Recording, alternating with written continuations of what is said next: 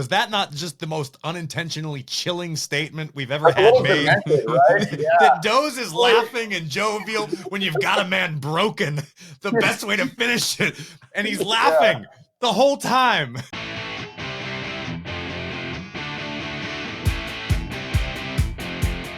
Welcome to After the Bell. I am still Corey Graves, and as you can feel if you walk out your front door, we are in the dead of summer. Things are heating up. The biggest party of the summer, 1 week from tomorrow, SummerSlam, streaming live, WWE on Peacock Live from Ford Field in Detroit Rock City.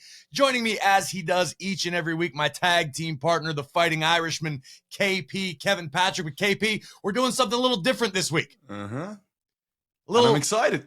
A little topical. In the heat of summer, it is only appropriate that we whet your SummerSlam appetites with an appetizer of our own. Welcome to the official After the Bell Alpha Academy Summer Barbecue. And no, your ears did not deceive you. I said Alpha Academy because they are here together as our very special guest for the duration of the show, the Master Chad Gable, the number one guy, Otis, Alpha Academy. Gentlemen, welcome to the barbecue. Thank you, Graves. Thank you for having us. Smells good. Smells good in here. I tried my best to have some accoutrement, some barbecue, on hand, but as we are in different points in the country right now, it was a little difficult. So we're just going to pretend. We're going to cosplay as barbecuers today. We got a grill here in the shack with us. It always smells like some kind of barbecue or smoked meats in here. So that's the kind of ambiance we like to create in the gym. Smoked meats. And body sweat. Sounds like the perfect combination. High sodium diet. So guys, first things first, let's chat all things Alpha Academy. You guys have really made a lot of waves recently. I mean, obviously you've been a tag team for quite some time. You joined the show a while back when you were sort of a newly formed duo. But the Alpha Academy, I think it's safe to say, is really in full swing right now, despite not necessarily being featured in the highest of profile matchups. Like, as I'm sure everybody wants, you want to be in the main events, you want to be in the title picture. But over the past few months, man, I don't think anybody would deny the Academy is red hot. And how does that feel for you guys, being able to succeed and forge this new bond with the WWE Universe like you have over the past few months? Go ahead. Oh, yeah? Telling you, it was like when we were turning like bad guys or heels, as you say it, like it was kind of like new for me, but it was also fun the same way. But also, I miss personally the love you get back when you perform as a baby face, get the sympathy. And now it's like 10 times more fun out there. Now it's always fun with my partner over here, especially when like we get to these, like certainly France, where like you forget how much like we're not there all the time. They much appreciate every little thing. And like, so right now it's a ball, and Maxine is quite the babe and quite the awesome to work with. She's very hungry, and she's very, like, everything she does, like, little innuendos, like, she's just getting right away. So it's, great time. I think business. Yeah, what we kind of ran into was, last year we went through some transition stuff, and Hunter took a bigger role with everything. And when we finished our stuff with Randy and Riddle, which is, it seems like an eternity ago at this point, we kind of, like, got lost in the tag team picture for a bit. But the cool thing about it was, I got a chance to do some singles stuff. He did some singles stuff. And I think what the crowd got out of that was like a glimpse into like, man, these guys are also like, they're not just tag team guys, and they're not just one dimensional. And we kind of like watching them wrestle. They're pretty awesome. And like, you gain enough favor with the fans, I think, by just putting on like awesome matches once in a while, which is what we got a chance to do over the summer last year. And you build that favor with them, and all of a sudden it kind of happens organically, which I think is the best way with what we do for anything to happen, where they kind of just get behind you because you're putting in these performances week after week that they can go, I like that guy. And it reminds me of like when I was a kid watching, like, for example, WCW, like cruiserweights or guys who weren't necessarily in the main event picture, but every time they were on your screen every week, you'd sit there and watch it because they just put on these performances that were just different from other guys, and that just sucked you in because of the way they wrestled. And I think that happened over the past year, and then giving us a chance now to be the same characters, but a different version of that character where we're directing some of our annoying stuff or the angry stuff he does that we used to do, but it's being directed at different people or at like heels or bad guys. And people like seeing that too. So all that to say, I think it kind of happened organically, which, like I said, is the best way. And the crowd is like enjoying us now, which is super cool. It's nice. Doze, talk to me a little bit about the villainous side that we saw, which is such a departure from who you are as a guy. I mean, anybody backstage who gets to encounter Otis knows it's not a character. You are this guy 24/7. You always light up a room. You're always jovial, always in a good mood. But we saw you sort of evolve into a monster for a while. What was that like for you? Because it's such a marked difference as to who you have been on screen and off. Yeah, especially like before, like especially like as a babyface, like you're for me, it's like you're shaking constantly. You're kind of always moving. And when you got to like being the serious killer, it was like kind of hard to just kind of stand there and be a presence. Randy helped me out with that a lot because he would just be like, "Don't touch me." I would just stand there like, "Okay, I don't know what to do." And he'll laugh in the apron because he goes, "I guarantee you he's gonna try to body slam you." And I'm like, all right, I hit him a few times. Now I'm looking badass. I'm going to grab him and body slam him. Classic sign for Otis is if he gets a little bit uncomfortable standing there and not doing anything, he's going to reach for the guy and just grab him and try to slam him. And I'm going, oh, here it comes. Here it comes. Doesn't know what to do. He's getting uncomfortable. We were in the ring with the Usos, and I got Jay. And Jay goes, all right, what's up, Us? And I just grabbed him. I go, body slam. And he just midair, he's like, what the hell, Us? Bam. And I go, oh, damn, he's pissed. And then he sits up and looks at me like, hey, I got nothing to do with it. So very, very different kind of style. Because again, like the old Otis, I was, just being a weirdo and shaking.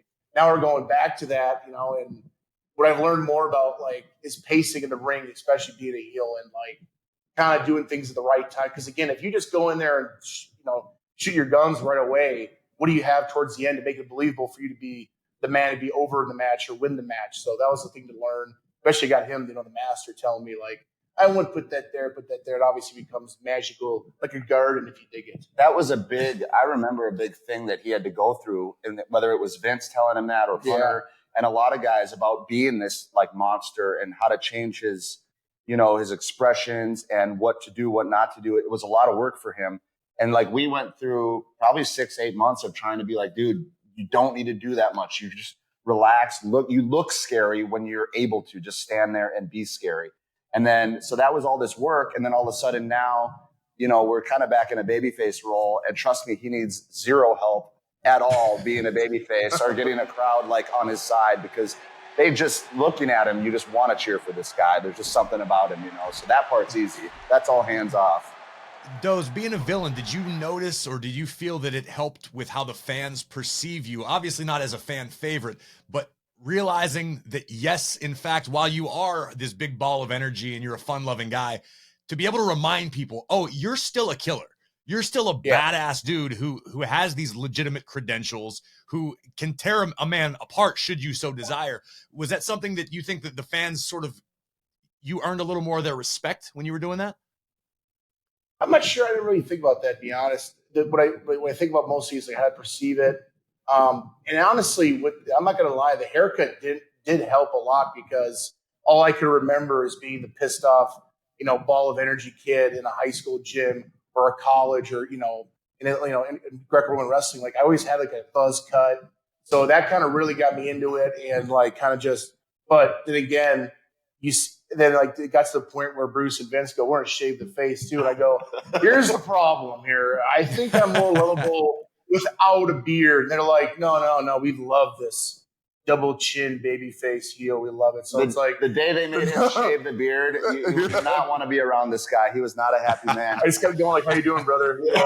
They go, oh, COVID, I put a mask on. That's no problem. That's the only time I wanted to put a mask on at COVID was put this mask on. But dude, it was something different. And I remember Vince, we came to the back and Vince goes, that neck. Never hide the neck. And so all the time when he would say it a promo, he'd be like, my number one guy just constantly would flex it and just stand there erected and just be like, yeah, number one. And then he just apparently loved it every time. So very different. But I think with the fans, I mean, they're gonna. I don't know. It's kind of. It was funny because in the international tours, I would yell at them and they would cheer. So it was like, damn it, they're not really hating on me. But I feel like we still were entertaining heels to the point where I don't know. It's kind of hard to explain, but for me, like I think it was a chance to show that I am. I don't see myself as a badass, but it comes time to it. You don't want to mess with me, I'm going to mess with you, brother. So. The rest of the world does, Otis. you may not, but those of us on the outside, we know what we're dealing with here. Get the quad. Guys, we talk about it all the time with World Wrestling Entertainment, and the entertainment factor is just so important. I mean, my wife was at her first Monday Night Raw in Atlanta. We came away and I said, what was your favorite part? She said, Alpha Academy. And she was all in. She's been all in on Maxine Dupree, loves you, Otis, loves you, Gable. How much is that in your consciousness when you're heading into a show that you guys very much have been the entertainment on Monday Night Raw of late? And that is such like a feather in our caps, I think, because early on, and at least in my career, certainly probably not Otis's because he's always been like this super entertaining guy. But I know I ran into that, kind of cliche that a lot of guys get on the main roster when they come in as like good wrestlers or whatever you want to say. And where, oh man, yeah, he's real good in the ring, but, he's got no personality and there's a lot of guys that run into that. And I'm here to tell you, or like the world, that like I'm in the locker room with these guys every day, every week. Every single one of our superstars has personality, every single one. And they're all like very unique in their own way. It's just that everybody needs to find their way to show it. And for me, like it took being with my best friend on TV every week.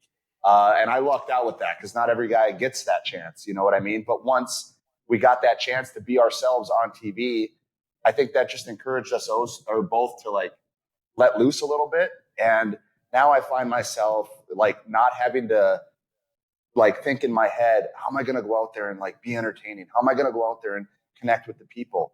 It's about just going out there and being the same version of yourself that you would be in front of your best friend or with your best friend. And I think that when people sniff that out, they're like, he's being real and we can get on board with that. Like if it's real and authentic, people feel it. And that's what they get on board with is what I've found. Not just this forced, I'm going to try my hardest to try so hard to be entertaining because you try too hard and they sniff that out too. And it almost never works. And just having the time of our lives, man, like being able to be yourself with your best friend on TV. What's better than that? Nothing. He's able to shut it off. I can't. Did you have like an aha moment, Gable? I mean, you're a guy who's been around, you've been in the system, you've survived, right. Shorty G. To your point, you had that label sort of put on you. Maybe this guy doesn't have the personality. Was there a moment that you can recall when you went, oh no, this is what I need to be doing? Yeah, maybe.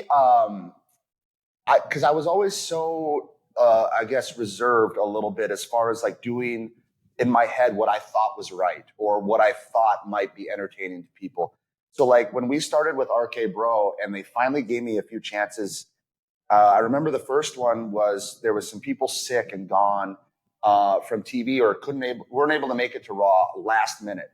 And they were like scrambling to change the show. And we got thrown out there and like right before the show, they're like, we're going to give you a walking promo, like 2 minutes. My master's degree that I achieved with my immaculate 4.0 GPA. Don't do that. Don't boo education. That's gross. And so I did it, and I did the thank you stuff, and my list is this long that I used to do, like stuff that I thought was cool, that I thought was funny. And then it led into like the graduation ceremony where I was doing the shoosh. Shoosh, please. Which it was just stuff that like in my head, I'm going, this is what I like, and this is what I do when I'm around my family or the people that I'm vulnerable in front of. So let me try this stuff for once. And I did it. And it was like the next week, that's all people talked about was the stuff I thought was kind of dumb, the shoosh, the thank you. And I'm like, wow, it works. The stuff that I like enjoy, but think is dumb, but it's funny at the same time. That's what people like. And so when that switch went off, but it's like, you don't have to like be so reserved and timid all the time. Just do what feels right. And it's not going to work every time. Like everything's not going to land and be a hit. But do what feels right. Go with your gut a lot of the time. And it seemed to work out, and it still is. So that was kind of my little aha period there.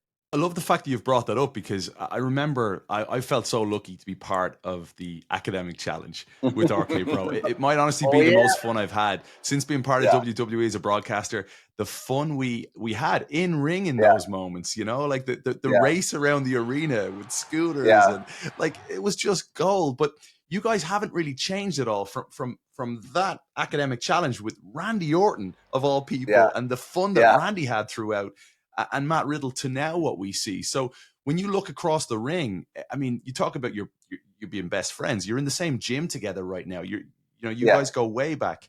That comfortability, that ability to adapt in front of whomever or whatever is in the ring, when your character is so clearly defined, can you explain just how simple that becomes when you know exactly who you are? Really, it relaxes me for sure, because again, like, this man's got his promo skills and like the way he memorized stuff on paper is mind-boggling to me, because I'll be sitting there watching going like, if I was in front of a crowd, I'd probably forget all that. I'd probably just start shaking and have a compulsive disorder. But I mean, I probably already have. But for me, it always relaxes me, because again, like we mentioned it before, it's like, it's not like we're gonna not see each other and now all of a sudden it's 2 p.m. call time.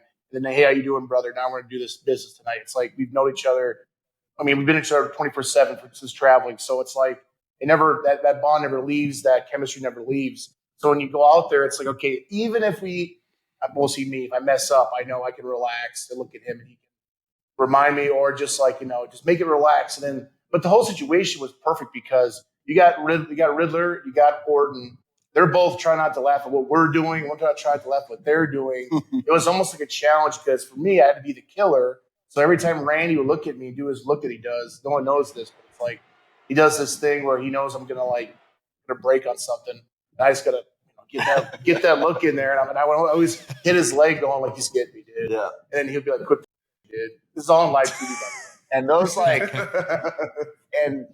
since we're talking about that stuff, it was like, that was when we started to get comfortable with these characters, but also to have Randy there to play off of. And everybody puts Randy over. I've done it before. I know he's like the greatest of all time. Godfather. But man, like, playing off of him in the ring. And there was one moment specifically I remember, I think it was after the spelling bee, when like they got the best of us or whatever. I spelled a word wrong. And Randy challenged me to a match. And I looked in his eyes, and he was so in the moment and like in character, but in the moment.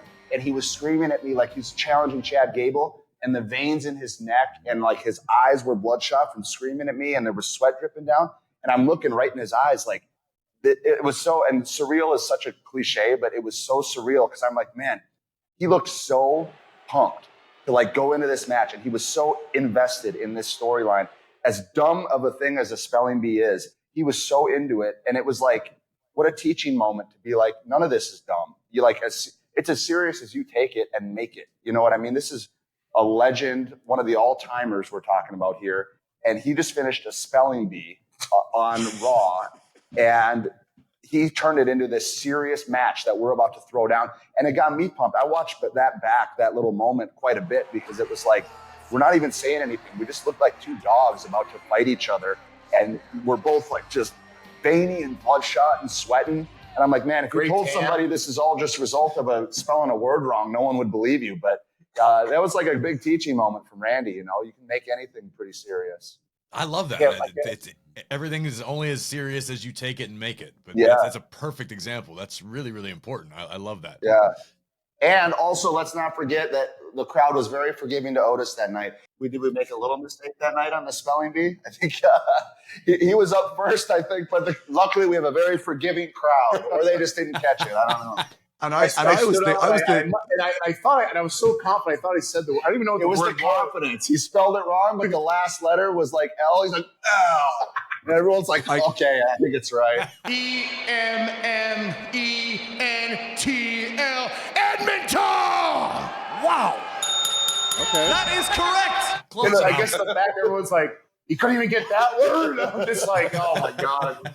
How do you think I felt as the quiz master? I had to go correct. I was going to ask you, because there's a lot of innuendos in there, and you just had to keep your cool and be like, all right, Alpha Academy, it's your turn. Because there was a lot of like, references to certain things that we cannot see in a PG company. Well, KP mentioned how his wife was impressed with the Academy in Atlanta, which was the night that you guys took part in the Viking Rules match. A match that got a great deal of acclaim that night, deservedly so. Something totally wild, something totally different than we normally see on Raw. Back to the point of you guys maximizing your opportunities. What was your mentality heading into that matchup, knowing that you were going to have a chance? It was advertised. It was going to be somewhat featured within the 3-hour behemoth. And very, very much so, the Viking Raiders are in a similar boat, or have been with you guys. Capable, world-class tag team. They've done everything all around the world. But nobody's necessarily getting the feature, the spotlight that a lot of people believe that you all four deserve. What was your mentality headed into that Viking Rules match? EC dub, baby. I don't know. We watched. I mean, I never get a chance to be in a lot of matches like that, and like for me, I was like excited for it because I'm like, this is gonna be carnage. Like, yeah, like you just know, like working with those guys, you just know they're gonna bring it. We bring it, so like it makes it way more feeling out there. And for me, like I was scared about the boat mostly because, I mean, I'm a big boy. I mean, there was a lot of weight on that boat at one time, so thank God to hold us, but. It's a Viking ship, Dazzle. Yeah, I should hold a bunch of weight. Like full disclosure, like when you hear about matches like that, and it's similar to the spelling bee thing, right? Like you get what you call it like a gimmick match or a match that we just normally wouldn't see on Raw. And my mind goes, oh, I'm this technical guy. I just want to do all this intricate like little wrestling. I don't know if this match is going to like come out very well. But then you kind of switch your mindset and go, no, remember, anything is just what you make it. And those guys were so excited about it, and that got me excited about it. And then the way they explain everything to me and the rules and like concepts and different ideas they had, then my mind starts going, and I'm like, no, let's tear the house down with this thing, like, and make it as like it's in Atlanta, it's sold out. This crowd's like going to be, all our crowds have been awesome lately. So like we were talking about ideas in the car, and I'm saying stupid stuff, dude. Like I'm ready to just like throw down and do flips off the mast of the ship and like destroy myself. I had to get reeled back in a little bit by this guy, but it's like you kind of go into it with the idea that everybody in this match can benefit coming out, and those guys are great about that as well. And we worked with them at WrestleMania too, and it was the same way. Like, let's not just focus on ourselves. Let's not just focus on one guy. Let's make sure everyone comes out of this looking better. And I think that's what made it so successful, because it wasn't just those guys putting their stuff in and their ideas that they brought to the table were like stuff for us. And then what that made me do is think about, well, where can we plug their stuff in? Like, how can we get Toddy's stuff in and all this? And all of a sudden, and even the girls got their spotlight at the end, which was like a highlight key moment of the match. And we come out of that match, not only was it awesome and the crowd was friggin' sweet, and it just felt totally different than like anything we see on Raw usually, but like everybody looked great coming out of it. And like that was my favorite part. It's like the Viking Raiders finally got this good win that they've needed for a long time, because those guys are awesome, like you said, and they deserve that. And it's their style match. It makes sense. Like they should be winning the Viking Rules match. And we looked awesome because we got to do a bunch of cool stuff with cool dudes. Our girls. And you deadlifted Ivar. Yeah, let's pause for a second. Let's not gloss over the cool stuff, because I saw two of the most ridiculous feats of strength I've ever seen in a WWE ring. One from each of you. I'm going to start with Otis catching Ivar off of a springboard, which is what, 600 pounds plus of humanity in the center of the ring. And then Gable with the deadlift German on Ivar. Poor Ivar had a rough night at the office. But how the hell do you do that? That doesn't make sense. Yeah, it was, oh man, I wish I got in the ring more, because I kept telling Toddy, he goes, you got it? I go, I got it. And I wish I was there a second earlier. But yeah, once you have that load, it's really hard to keep stable. And I'm just thinking, like, we're going down. And like, gonna need a bigger boat. I thought it was bad because I got up and I was lost. I even ripped the shirt too early. Then I watched it back and I said, okay, thank God I looked at least decent, because my God. Toddy's a load. He's like, yeah, I'm 340. I got you. And I try to put his mind at ease in these moments, because he's always so concerned about like stuff like that, where if they stumble and fall, he's like, I don't know if it looked that good. I'm like, dude, with you, let me make this stuff look good. It's not supposed to look good with you. It's supposed to look carnage. And it actually, like the way he caught him, and it's like complete chaos with like, what, 650 pounds worth of men just like stumbling to the mat. I'm like, that's what it's supposed to look like. It's not supposed to be pretty. No, it looked like a fight. It looked like chaos and carnage. Yeah. I mean, it was a demolition derby from start to finish. It was absolutely insane. And not in a sense that, you know, a lot of times these hardcore matches or these big spot fest kind of matches, you remember a few moments or a big spot or one big maneuver. That was jam-packed from bell to bell. It was nuts. It wasn't, the end of the match, there was that one, there's the moonsault. Sure. Oh, the moonsault into the deadlift German. Sure. And then here's 700 pounds of men slamming together.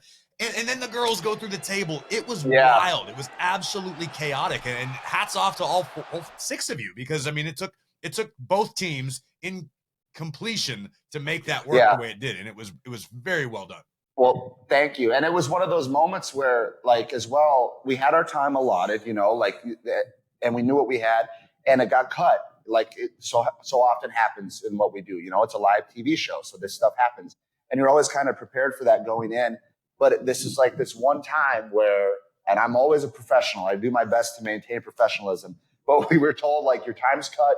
We got to get rid of some stuff. And I was like, no. We will do it. We'll make it work, and we're not going to be unprofessional and like steal other people's time, but we're going to do what we planned because this is awesome, and people deserve to see this. It deserves to be this whole like story we've told where we've crammed a lot of stuff into like 60-second backstage segments, you know, or we've been given 45 seconds here to tell a story as quick as we can about me coaching Maxine, and then they get 30 seconds to respond in a backstage later, and that stuff all worked so well that we got given more and more time to build to this payoff. So we're going to make the most of this payoff. We deserved it. I felt like we earned the right to be able to do like our art that night, if you want to call it that, and deliver like the little masterpiece that we got in there, like 8 minutes of Raw. And I think we did it. So it was the one moment where I was like, we're not like, going to get rid of anything or change anything. Let's just do it, boys. And I think it worked out. He was doing 1,000 squats. He's like, nope, we're not changing a thing, dude. Good for you guys. And speaking of making the most of things, we had Maxine Dupree here on After the Bell a few weeks ago. Man, she's special. There's something special. What is it for you guys that makes Maxine Dupree work so well? So very, very endearing person. I think that's the thing that is winning the audience's heart with her. Is there's something about her that just endears her to everybody. And I think it's she's humble. She's willing to learn, really hungry, willing to learn. You can tell that she's been just waiting for this opportunity. You know, did this stuff with the models for a long time. And to their credit, those guys are awesome. And she was awesome with them. Yeah. Like, they're so entertaining. They go out of their way to do stuff, you know, on their own, shoot a bunch of stuff for social, all this stuff. And it was so entertaining. And we got a chance to work with those guys overseas on tour for a few dates. And we had these great matches that got better every night. So entertaining. But they never got their chance to break out. And now I feel like she's just been clamoring for that. And so that she's finally been given this opportunity, and she's just running with it, man. Like, I'm sure she told you guys everything, but makes her own gear. She's training on her own during the week when she's not at TV. She's coming up with ideas. She's making us take pictures that we don't want to take all the time. Oh, and just like, she loves she loves the camera, but me, I'm not going, yeah, baby. Did you see the nude there, baby? Yeah. You know what I mean? Like, she's like, every angle is going to be a good angle for her. So, like, it's just insane. We'll be sitting there sweaty after the match. She goes, okay, here's your towel. She's like, I got to get my good side. She's like, patting us down. You have a bad side. It's like, look at that. Come on. I don't even know about sides. So I'm learning a lot about the camera myself. It almost sounds like she's taken on like a legitimate managerial role. You hear stories about like when the Road Warriors had Paul Ellering around, how Ellering booked their travel and made sure they were, you know, had places to eat and all the sort of the legwork. It sounds like she's actually adding to the package more than just what we see on screen. 100%. She's the boss. And Maxine, if you're listening and you want to take over our eating and our travel and all that, you're more than welcome. The more responsibility she wants to take on, she can have it all. She's like a package. I always mix things up on dates, on times. I couldn't get on time if I wanted to. Yeah. Well, Maxine's got her first ever singles match live on Monday Night Raw this coming Very Monday. We're excited definitely about. be paying Oh, yeah. very close attention. What can we expect out of Maxine? I don't expect you guys to reveal any trade secrets, but what can we expect from Maxine? I think to keep the carnage going, to keep the train rolling here, man. Again, Ben Halley is a very tough opponent. Oh, yeah. And I believe this is a normal contest, one-on-one lady versus lady. So we're very confident behind her. And Coach here has the plan.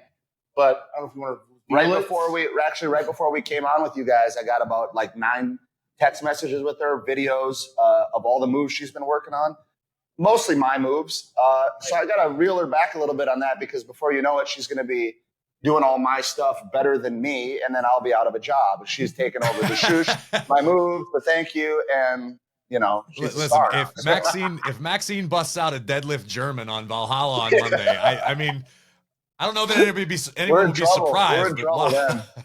Here, speaking of feats of strength, did you fellas hear that Corey Graves here caught an 8-foot shark down in Fort Lauderdale? 8 feet. 8-foot lemon shark, baby. I was talking about it on the podcast last week, and I didn't get to see you guys on Monday, but that's basically all I did all day was brag to everyone that I am a master fisherman. Powerful beings. I don't know how that relates to anything. They're just powerful beings. I'm going to add that to a list, and it's not quite as impressive as Gable's. Yours is getting. I don't know if you caught this, but I actually borrowed an edition from your list and accredited it to Maxine on Raw a few weeks ago. In fact, I told the world that you, Master Gable, taught her how to dribble a bowling ball. It's possible. Don't let anyone tell you it's impossible. Graves has seen it. He knows all the my most famous, achievements that go back to the NXT days. Dribbling the bowling ball was one of them. I think I once successfully order a Big Mac, a Whopper at McDonald's, and you got it. Oh, that's what it was. Yeah, that's right. I get a Whopper, and I got it. So, you need something done. I'm the man. He's the man for it. Well, hey, before we get into all things SummerSlam, because the biggest party of the summer is looming next Saturday, live from Detroit in Ford Field. I'm sure you guys will be there in full effect. Want to take a little detour. We've mentioned this being the barbecue, right? The Alpha Academy ATB barbecue. And I know, Doze, it's no secret you've got quite the healthy appetite. And yes, sir. Master Gable, you guys got to keep each other in shape. You got to enjoy the fruits of our labor on the road. Oh, yes. We're both Midwest boys. So our producers have compiled a list of some of the most famous Midwestern food staples. Now, I went through this list, and I recognized a few of them. Some of them sound like something I would never dare put in my body, but I want to run through this list, and this is for all 4 of us. KP, you're Irish. You probably never heard of 90% of this. I lived in Chicago for 7 years. I'm a Midwestern boy, You're a Midwestern boy. This Irish thing's just a gimmick, isn't it? Exactly. That's what I can't. That's going to be the longest. Total gimmick, dude. It's just the weighing machine. I've always thought that. Dude, I've been from Chicago this whole time, man. Carrying a weighing scale. Kevin, it's the weighing machine. Oh, yes. He's never going to live the weighing machine down. I love that. But I'm going to run through this list. I just want to know if you guys know these, if you enjoy them, if you're fans. And Doze, for some reason, I have a feeling you're going to have some thoughts on a lot of these. I'm going to start off at the top of the list. I think all 4 of us have enjoyed some beer brats, right? That's just like a staple. That's more than the Midwest. As a Wisconsin guy. Yeah. Beer brats got me. Ramen noodles get some people through college. Beer brats got me through college. Yeah, there you go. They're always cheap. I always, when I was like, we're all like poor college kids, and I remember pork was always on sale, but pork has got a bad rap.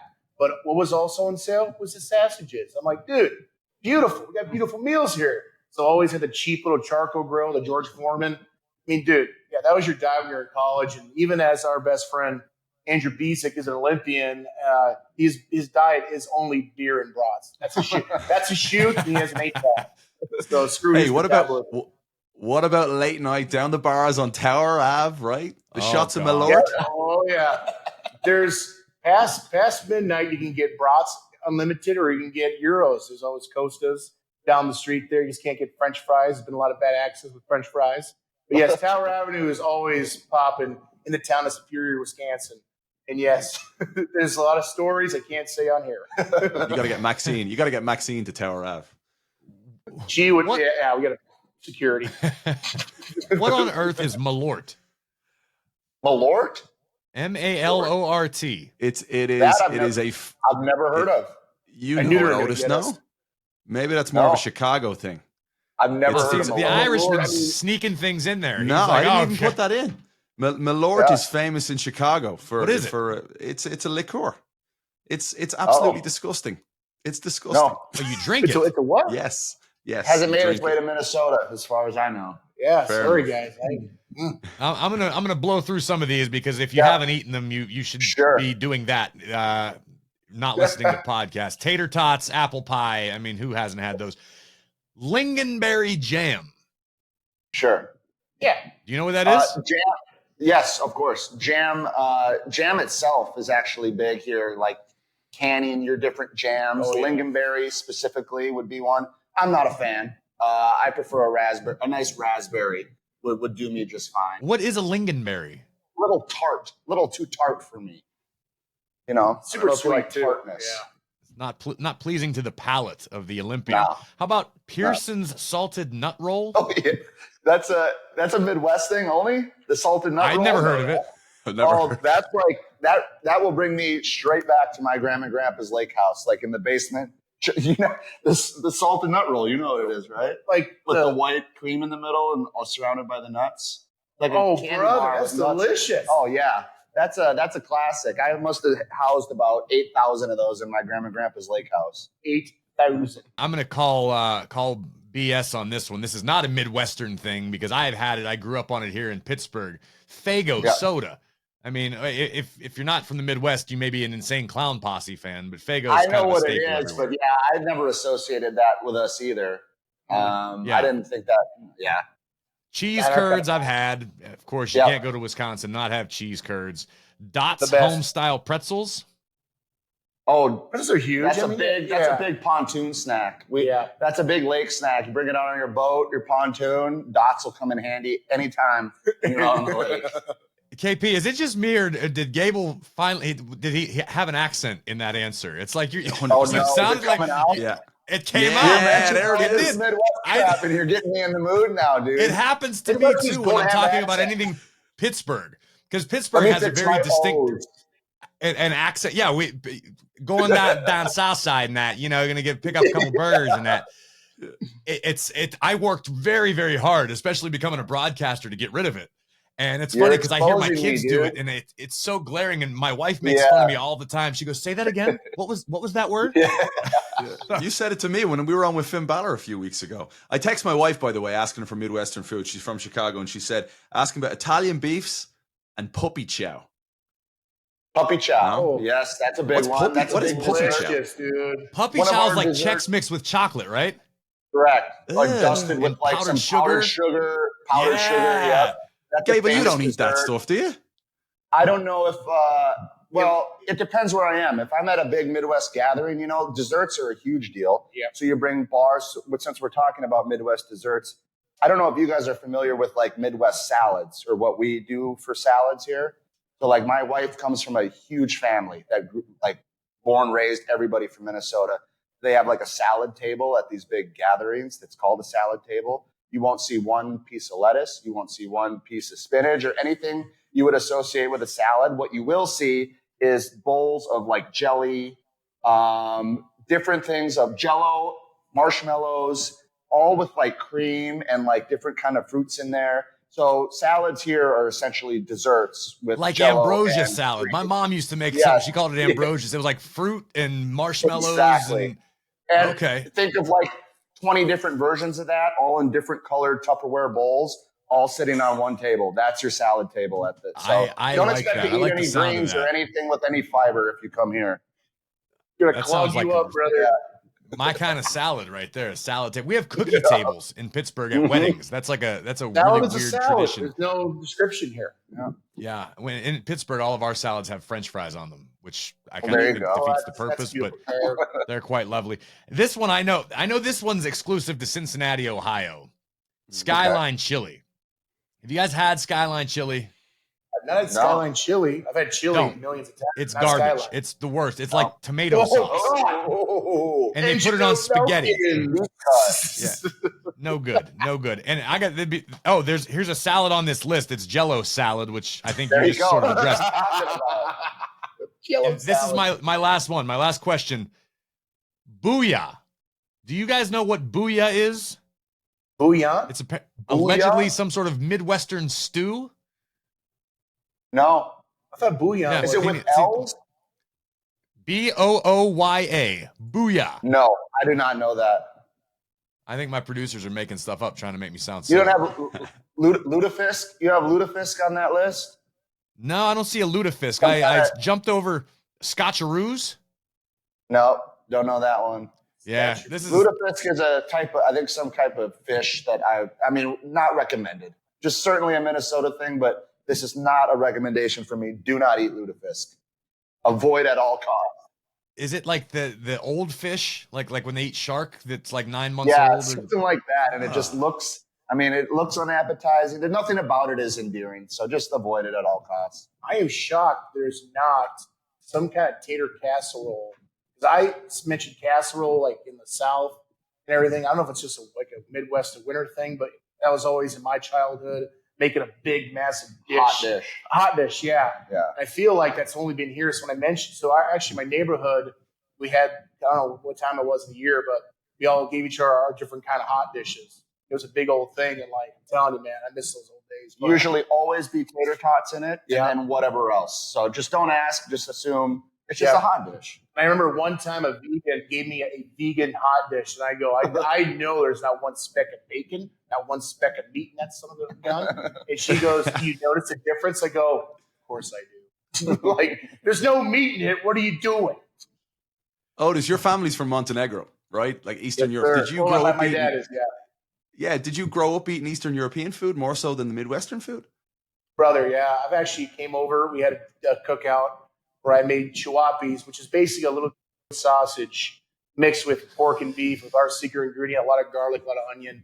And it looks like crap, but the taste is amazing. So they look a little weird if we try telling his kids they were hot dogs. They're like, you're lying to us, boys. You're lying. But chihuahuas, yeah, anything. When he speaks about salad, it's funny because my dad would just be like, I'll make salad tonight. And he has a broken pinky, so this pinky is the salt. So he pours the old kosher salt.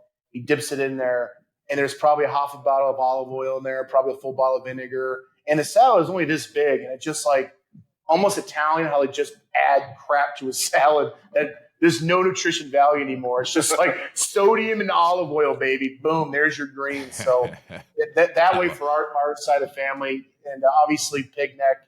We talked last time, Corey. I think that my first time at pig neck. The first time you were on the show, I never knew that was a thing until Doze brought that into my world. People think pork belly's the best, bro. I'm telling you, the neck has the perfect amount of fat and muscle. That's the best. But I only had that in Montenegro. We never done it here. We just get lazy and get the regular thick cut bacon. But that and burgers, they're called Pieskies as well. So it's a different kind of. It's like a flat burger, but you serve it with this olive oil spread. And this olive wire sauce. So yeah, I've eaten it all. Trying to, he's eating it. Yeah. Well, now that the ATB listeners are all salivating and hungry, I know I now cannot wait to eat. Before we get to Detroit, I want to get the Alpha Academy's thoughts on the biggest party of the summer, SummerSlam. It's beginning to take shape. There's still more matches coming, more events to be announced. But from where you guys sit, as fans of this, as we all are, that's why we ended up in this business. What stands out to you guys thus far about the SummerSlam card? What are you most looking forward to? The Logan Paul thing is always of interest to me just because, let's face it, there's like divided groups here about how people view celebrities in our company and in our business, right? And like if they deserve to be here, if they don't, if they haven't paid their dues. But that guy has proven, multiple times that he is game for what we do. And not only just game to step up and like, and show up and do it, but like do it at a level that I don't think anybody really expected him to. So I'm not above giving full credit to somebody when they're willing to do that and put in the work. So he's done that, and I'm willing to see, now he's got to realize, okay, brother, you showed everybody that you're game and you can do this thing. Now you got to do what we try to do every week and elevate yourself and do the next level of that. And so it's going to be a test for him. Everybody's going to be watching. Eyes are going to be on him to see, like, was it a fluke these first few times, or is he going to deliver again and blow our minds again and continue to do so in the future? So I personally am excited to watch that. And what's your prediction there, Willie? Yeah, I think he will. He's in there with a guy, Ricochet, who's, refuses to ever be outshined by anybody. Always comes with like insane ideas anytime I work with him. And so to do it at a big event like SummerSlam in front of that many people, you can bet your butt that like they're gonna come to play, dude. Yeah, Ricky said, man, I got a story in Green Bay, Wisconsin. He was like, just told me and Tucker, when I was teaming with Tucker, put your hand out and I'm gonna jump off it. I'm like, yeah, you guys want to give you a little boostage, brother? He's like, nope. And I swear to God, it was like a dove just hit my hand. I was like, how is he that light and so explosive? Like, come on, dude. Yeah. Like, he just jumped up and we're like, okay, all right. Yeah. He did that. All right. All I got is the worm. That's all I got. Sorry. Gets you hot. It's like, dude, the things he makes look easy. And then there's Logan, And, I mean, with the stuff they're doing, like, I think it's going to add to the fact that now Logan's going to be, like, trying to up his game as well because you got Ricky. Everything's fluent. Now Logan's got to, get the prime going, brother, if you know what I'm saying. Not the drink, the primeness. Hey, Gable, real quick, what makes Logan Paul so hateable for you and the entire WWE universe? Probably him and his brother's haircut. They got weird haircuts, right? I don't mind it, guys, but I mean, every time I see his hair, I said, I just don't like his hair. Yeah, like he's got the skater boy haircut where he goes, I don't wear a hat, but I do. There's an innate quality I've found in my life about certain human beings that it's hard to put a finger on, but some people are just like punchable, just looking at them. And like, he's got that quality. Some people have to try. Like if you're talking to Otis, he has to try very hard to be hateable, right? Because he's too much about him to like. A guy like Logan, he's got that innate human quality. We got to come up with a word for it other than punchable. I don't know what it is, but I think punchable is perfect. Yeah, you just look at him and you hate him, and then he opens his mouth and it gets even worse because he's a jerk, right? Yeah. And so it's like he gets it, man. He knows. I agree with you, and I'll do you one better. You look at him and he looks punchable. You hear him speak and he becomes even more punchable. And I think arguably what makes people the most angry is he's as good as he says he is. He's good. Yes, he's really good. Not only is he punchable, he's a badass who knows how to fight, has dangerous hands. Both he and his brother are legitimate combatants, real athletes. And I think that makes people even crazier because it's not like, oh, that guy looks punchable, I should go punch him. It's that guy looks punchable, but he might kick my ass. Dude, there's nothing worse than a jerk or like a jerk telling you how good he is, but then actually being that good. Right. It's like you're just praying for him to fail, like desperately hoping he fails. And then he's like actually as good or better than he says he is. And you're like, you don't know you're just beside yourself, dude. It's infuriating. Oh, yeah. Like you look at Rocky Marciano, like he was that good boy, tough heavyweight, very quiet. Then you got Muhammad Ali, who's telling you everything he's going to do. That must have been so mind-blowing back in that time. But even now, you got this kind of guy where, like, because, again, I never knew of Logan Paul, being honest here. And when we came to TV, I said, hey, Daz, who's this guy? And he goes, he's a YouTube guy. I said, you can make money off YouTube? And he goes, oh, my God. Like, yes, you can. I'm like, okay. All right. But to be honest with Logan, he's got a great spirit, man. Side talk. I remember he had an interview where he kind of sounded like someone wants to mess with me. I'll mess with him. But I always said I joke around a little bit in the locker room. I'm a very serious man. When I saw him the first time, I walked up to him. I said, who are you looking at, you son of a... And I'm thinking, like, he's either going to think I'm serious or he thinks, like, oh, my God, like he's heard the interview. And he just laughed. He goes, I'm looking at you, big boy. And, like, then we just kind of hit it off. So for me, I got no problem with, the celebrities. He's got the great attitude about it. He's got the prime drinks, hydration. So, yeah, do it, baby. It sounds to me like there might be room for Logan Paul in the academy, should he so choose to join someday. Hey, I'm always. Does he know a hold? Ooh, I don't know. Does he think he doesn't can let it go. squeeze? I mean, those punches. You know what I mean? But I tell you what, though, it's way more gratifying. He knows this more than I do. You have a human being broke and you have him manhandled. It's way better than a knockout, in my opinion. Probably in his too. Hey, Was one that- more match to touch on. KP, before we get there, was that not just the most unintentionally chilling statement we've ever A had little made? demented, right? Yeah. That Doze is laughing and jovial when you've got a man broken. The best way to finish it. And he's laughing the whole time. Doze, you're I haven't had that terrifying. feeling in a while. I was kind of wondering, like, whoa, easy, dude. Where'd that come from? He is a horror movie fan. Yeah.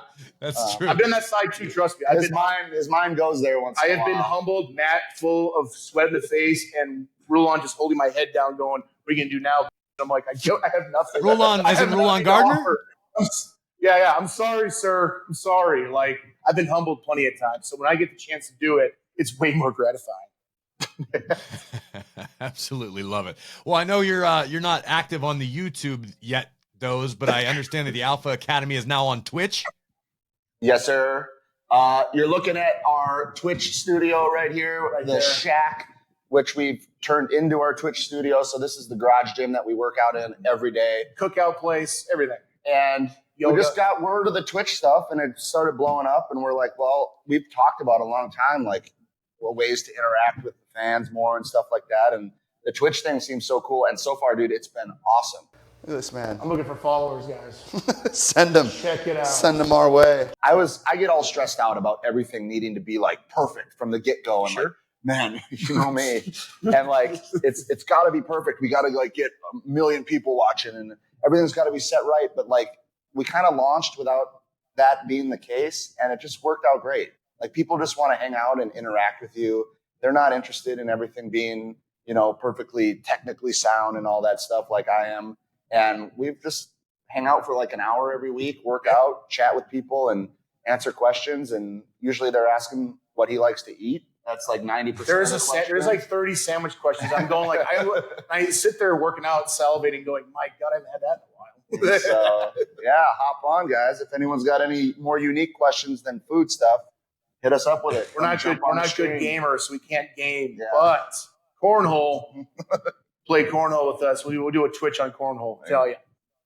You guys play cornhole on Twitch. I've never been on Twitch. I'm still learning what that world is all about. I know a lot of people play video games, but you can just kind of hang out and play other games.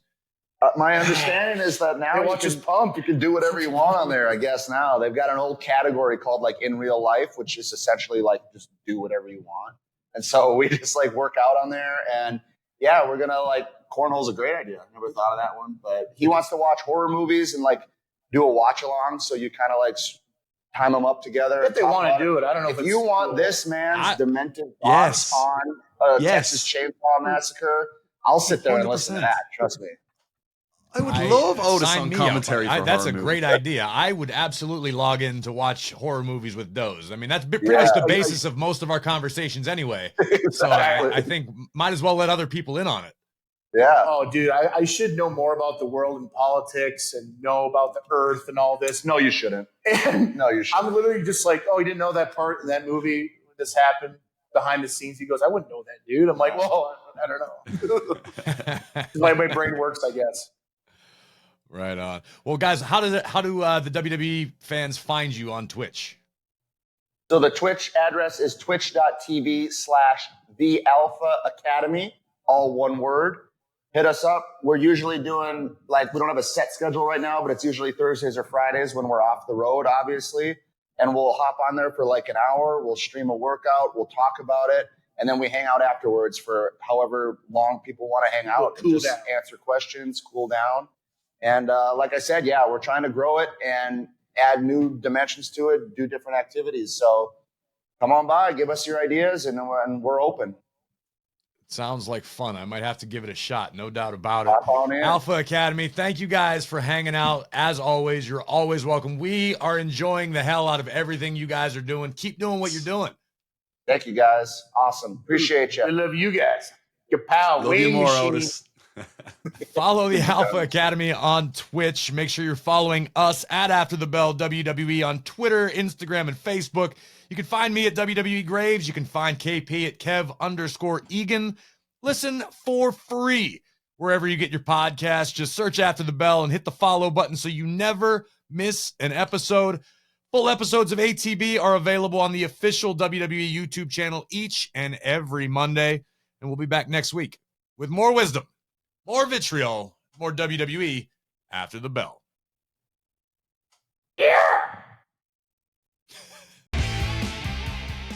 Like what you hear?